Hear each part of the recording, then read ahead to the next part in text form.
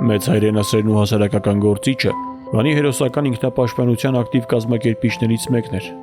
Կյանքի լավագույն տասնամյակն իր ժողովրդի ազատագրման գործին նվիրաբերած ու թուրքական կառավարության կողմից 2 անգամ մահապատժի դատապարտված Փանոս Թերլեմեզյանը միայն 30 տարեկանում է կարողանում բռնել պրոֆեսիոնալ նկարչության ճանապարհը, սակայն դա չի խանգարում նրան դառնալ ոչ թե շարքային մի նկարիչ, այլ անվանի արվեստագետ, ում ստեղծագործությունները հարստացնում են ազգային մշակույթի գանձարանը։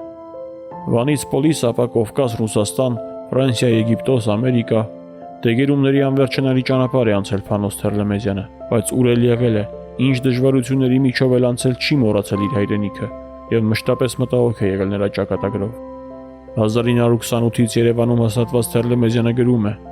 «Ես եկել եմ իմ ճակատի քրտինքը խառնելու այս շինականի քրտինքին, որպեսզի մեր երկիրը, իմ Հայաստանը վերաշինենք»։